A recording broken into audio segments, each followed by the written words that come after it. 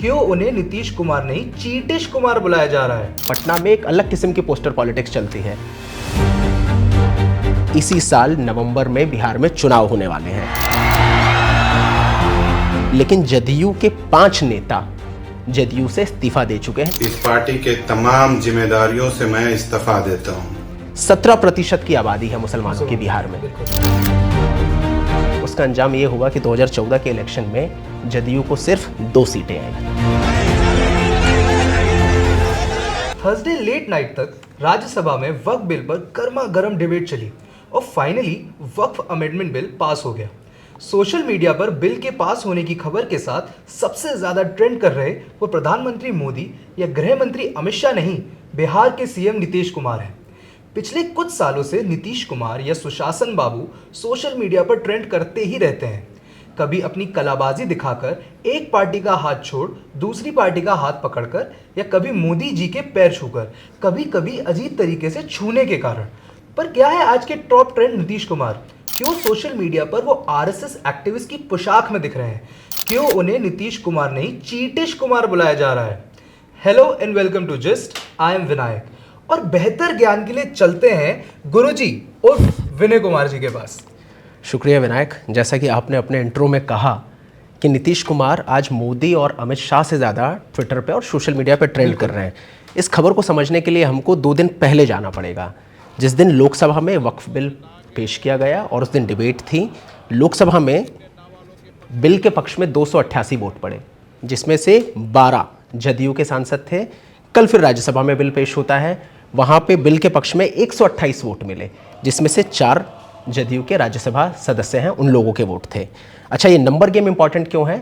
क्योंकि वक्फ बिल पेश करने से पहले तमाम संगठनों ने नीतीश कुमार से गुजारिश की थी कि नीतीश जी आप इस बिल के खिलाफ में वोट दीजिए। आपके जो 12 सांसद हैं उनको कहिए कि इस बिल के विपक्ष में वो लोग वोट करें, और राज्यसभा में आपके 4 जो सांसद हैं, जो सदस्य हैं, उन लोगों को कहिए कि बिल के विपक्ष में वोट करें।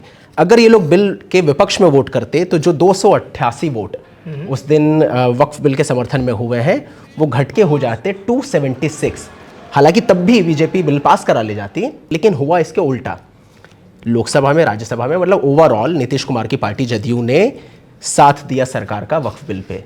लल्लन सिंह ने लोकसभा में स्पीच दी, काफ़ी वो स्पीच भी वायरल हुई। अब इसका परिणाम क्या होता है? परिणाम समझने के लिए आपको ये समझना होगा कि इसी साल नवंबर में बिहार में चुनाव होने वाले हैं और जदयू माननीय नीतीश कुमार वहाँ के मुख्यमंत्री हैं। 17% की आबादी है मुसलमानों की बिहार में, ठीक है। तो इसके बाद होता क्या है? पटना वैसे तो कई मामलों में मशहूर है और कई मामलों के लिए जाना जाता है, लेकिन पोस्टर पॉलिटिक्स का भी बड़ा गढ़ है। चाहे चुनाव हो या ना हो, पटना में एक अलग किस्म की पोस्टर पॉलिटिक्स चलती है। और यही हुआ आज सुबह, जब पटना की सड़कों पे एक पोस्टर देखा गया। पोस्टर क्या था? जिसमें नीतीश कुमार ने स्वयं सेवक की जो ड्रेस होती है, हाफ पैंट पहन के खाकी कलर की, नीतीश को उसमें दिखाया गया।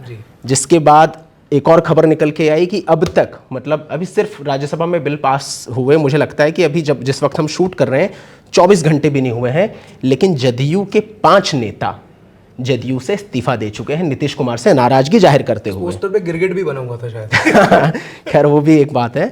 अच्छा, इन 5 नेताओं में से एक नेता शहनवाज मलिक हैं, उनकी बाइट भी आई है, वो हम सुनाएंगे। उन्होंने कहा है कि नीतीश कुमार ने हमेशा मुसलमानों का साथ दिया है। इस बार भी हम लोगों को उम्मीद थी कि नीतीश कुमार बीजेपी के अगेंस्ट जाके और मुसलमानों के हक में इस बिल के खिलाफ वोट करेंगे, लेकिन उन्होंने नहीं किया।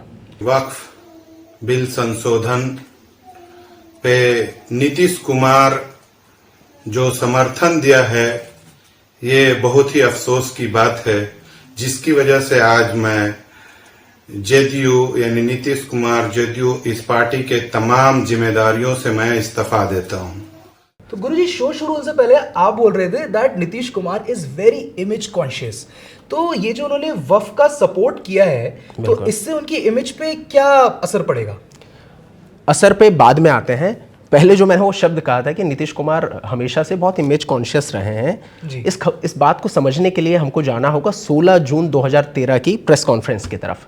तो नीतीश कुमार ने कहा कि हमारे कुछ असूल हैं और उन असूलों को हम किसी और चीज़ से ज़्यादा तरजीह देते हैं, चाहे अंजाम कुछ भी हो, लेकिन हम एनडीए में अब नहीं रहेंगे और 2014 का इलेक्शन उन्होंने विदाउट बीजेपी लड़ा। और उन्होंने जो अपने प्रेस कॉन्फ्रेंस में लाइन बोली थी कि चाहे अंजाम कुछ भी हो, उसका अंजाम ये हुआ कि 2014 के इलेक्शन में जदयू को सिर्फ 2 सीटें आई। नीतीश कुमार के जो एक मुस्लिम वोट बैंक है उनका, जो 17% मुस्लिम वोट बैंक उनका बिहार में है, वो उस पर क्या असर पड़ेगा? जो अभी हमको ट्रेंड देखने को मिल रहा है, जो हमने अभी सोशल मीडिया से पे देखा, या फिर जो हमने कुछ नेताओं ने जिन्होंने इस्तीफ़ा दिया, जिसमें से कुछ पसमानदा मुसलमान के भी हैं, काशिम अंसारी, मोहम्मद काशिम अंसारी उनका नाम है, अभी के रुझान को तो देखते हुए लगता है कि पसमानदा मुसलमान भी इस फैसले से नीतीश कुमार के नाराज़ हो जाएगा और हो सकता है कि इसका असर 2025 में नवंबर में चुनाव है इसमें देखने को मिले। इसमें हम हालांकि अभी कुछ प्रोडिक्ट नहीं कर सकते हैं। दूसरा, आपको ये भी देखना होगा कि नीतीश कुमार, अभी कुछ दिनों पहले ही ईद गुजरी है, नीतीश कुमार कभी भी टोपी पहनने से गुरेज नहीं करते हैं। नीतीश कुमार हमेशा इफ्तार में जाते रहे हैं, मुसलमानों को टिकट देते रहे हैं। तो ये सब कॉम्बिनेशंस देख के लगता है कि हो सकता है उनको नुकसान हो। उन्होंने राज्य में पसमानदा मुसलमानों के लिए कई योजनाएं भी चलाई, जैसे हाउसिंग स्कीम की योजना हो गई या फिर मदरसा आधुनिकीकरण हो गया। तो ये जो फैसला हुआ है वक्फ का, जो बीजेपी के समर्थन में संसद में जदयू ने वोट किया है, वक्फ बिल के सपोर्ट में जो वोट किया है, इसका कहीं ना कहीं एक नुकसान हो सकता है कि बिहार के विधानसभा चुनाव में नीतीश कुमार को देखने को मिलेगा। फिर गुरुजी, नीतीश कुमार ने वक्फ अमेंडमेंट बिल पे अपना समर्थन दिया है, उसको अंगूठा दिखाया है, तो उनकी ऐसी क्या मजबूरी रही है कि उन्होंने वक्फ इसको समर्थन दिया है, जबकि बहुत सारे ऑर्गेनाइजेशंस ने नीतीश से रिक्वेस्ट करी थी कि वो इस बिल पर अपना समर्थन ना दे? इसको समझने के लिए हमको नीतीश कुमार का ट्रैक रिकॉर्ड देखना होगा कि जब वो बीजेपी के साथ लड़े हैं तो उनको कितने वोट मिले हैं, चाहे वो लोकसभा के चुनाव हो चाहे वो विधानसभा के चुनाव हो। तो मैं आपको एक छोटा सा एक डेटा दिखाता हूं और इससे आपको समझ आएगा कि क्यों नीतीश कुमार की मजबूरी है बीजेपी और क्यों उन्होंने इसके समर्थन में संसद में वोट किया। देखिए, 2005 विधानसभा चुनाव का जिक्र करते हैं। बीजेपी के साथ बिहार में जेडीयू चुनाव लड़ती है।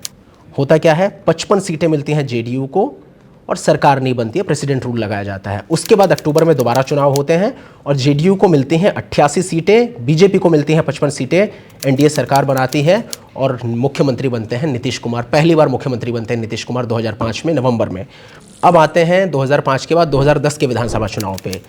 जेडीयू इस 2010 के चुनाव में सबसे बड़ी पार्टी बन के उभरती है और 115 सीटें जीतती है। ये आज तक की जेडीयू की बेस्ट परफॉर्मेंस है। 115 सीटें जेडीयू जीतती है, बीजेपी जीतती है 91 सीटें। ऐतिहासिक जीत होती है जेडीयू की और नीतीश कुमार 2010 में फिर से मुख्यमंत्री बन जाते हैं। अब आते हैं 2013 पे, जो सबसे इंटरेस्टिंग साल था कहीं ना कहीं जनता दल यूनाइटेड के लिए। एनडीए से नाता टूटता है नीतीश कुमार का। वजह मैं आपको पहले बता चुका हूँ, क्योंकि नरेंद्र मोदी को एलिवेट किया जाना था गुजरात सीएम से पीएम के लिए, ठीक है। तो 2013 में 17 साल पुराना relation Janata Dal United NDA से, बीजेपी से तोड़ती है अपने आप को और अलग से 2014 में चुनाव लड़ती है। नतीजा क्या होता है, लोकसभा चुनाव में 2 सीटें मिलती हैं सिर्फ नीतीश कुमार को। इसके बाद आते हैं 2015 विधानसभा चुनाव पे। 2015 विधानसभा चुनाव नीतीश कुमार लड़ते हैं महागठबंधन के साथ, जिसमें राजद होती है, कांग्रेस होती है और लेफ्ट की तमाम पार्टियां होती हैं। इसमें जेडीयू को मिलती हैं 71 सीटें, आरजेडी बड़ी पार्टी बन के उभरती है और उसको मिलते हैं 80 सीटें और कांग्रेस को मिलती हैं 27 सीटें, लेकिन मुख्यमंत्री बनते हैं नीतीश कुमार। 2015 के बाद होता क्या है कि 2017 में नीतीश कुमार फिर से पलटी मारते हैं, ये कहते हुए कि तेजस्वी यादव पर भ्रष्टाचार के इल्ज़ाम लग रहे हैं और मैं भ्रष्टाचारियों के साथ नहीं रह सकता। 2017 में उनकी वापसी हो जाती है, यानी घर वापसी हो जाती है एनडीए में। फिर 2019 का लोकसभा चुनाव वो एनडीए के साथ लड़ते हैं और 2019 का लोकसभा चुनाव जब वो एनडीए के साथ लड़ते हैं तो उनको लोकसभा में 16 सीटें मिलती हैं। 16 सीटें मिलती हैं, जो कि एनडीए के लिए एक बड़ी जीत थी। उसके बाद 2020 का विधानसभा चुनाव आता है। 2020 के विधानसभा चुनाव में जेडीयू फिर बीजेपी के साथ चुनाव लड़ती है, लेकिन इस बार उसकी सीटें बहुत ज़्यादा गिर जाती हैं और उसको 43 सीट्स मिलती हैं सिर्फ, और बीजेपी को मिलती हैं 74 सीट्स। इसके बावजूद बीजेपी कहती है बड़े भाई नीतीश कुमार ही हैं, मुख्यमंत्री नीतीश कुमार बनेंगे। उसके बाद 2022 में फिर नीतीश जी को लगता है कि मज़ा नहीं आ रहा है, तो 2000 जो आपने पूछा है कि बार बार पलटी क्यों मारते रहते हैं, तो 2022 में नीतीश जी को लगा कि मज़ा नहीं आ रहा है, तो फिर जो है महागठबंधन सोशल मीडिया पे इस पर बहुत मीम देखने को मिलते, कभी इधर चला कभी उधर चला, जाना कहाँ मैं किधर चला। हाँ बिल्कुल सही। तो 2022 में वो फिर से महागठबंधन में आते हैं। सीएम जाहिर है नीतीश साहब ही बनते हैं, डिप्टी सीएम बनते हैं तेजस्वी यादव। उसके बाद 2022 में ये सिलसिला थमता नहीं है, 2024 में आते हैं। 2024 में जनवरी के महीने में नीतीश कुमार साहब का मन जो है फिर से महागठबंधन के साथ नहीं लगता है। कहीं ना कहीं कहा जा रहा था कि वो जो एक अलायंस बनाने की कोशिश कर रहे थे, जो अब इंडिया अलायंस है, उनको कन्वेनर नहीं बनाया गया, इसलिए वो नाराज़ थे। तो 2024 जनवरी में उनकी वापसी हो जाती है एनडीए में, और उसके बाद 2024 का लोकसभा चुनाव वो बीजेपी के साथ मिल के लड़ते हैं। 16 में से 12 सीटें उनकी आती हैं और बीजेपी को 17 में से 12 सीटें आती हैं, और अब वो बीजेपी एनडीए के साथ हैं। और वो औरंगाबाद वाली जो उनकी स्पीच थी जिसमें मोदी जी स्टेज पे थे और मुस्कुराते दिखाई बिल्कुल देते, बिल्कुल, जहाँ वो नीतीश जी बोलते गए अब हम कहीं नहीं जाएंगे आपको अब हम कहीं नहीं जाएंगे। वो स्पीच बहुत वायरल है, हम लोग भी कोशिश करेंगे कि वो सुनाएं। जब वो कहते हैं मोदी जी को देखते हुए कि हमसे गलती हो गई, अब हम कहीं नहीं जाने वाले हैं, अब यहीं रहेंगे, हम यहीं रहेंगे। आपको आश्वस्त करते हैं कि आप इधर उधर होने वाले नहीं हैं, हम रहेंगे आप ही के साथ। अब सवाल ये उठता है कि ये सब क्यों इम्पोर्टेंट है, क्योंकि इसी साल बिहार असेंबली के चुनाव हैं। बिहार में 17% मुस्लिम वोट है, इसलिए सोशल मीडिया पे नॉट सो सोशल कैंपेन चल रहा है। आज के लिए इतना ही।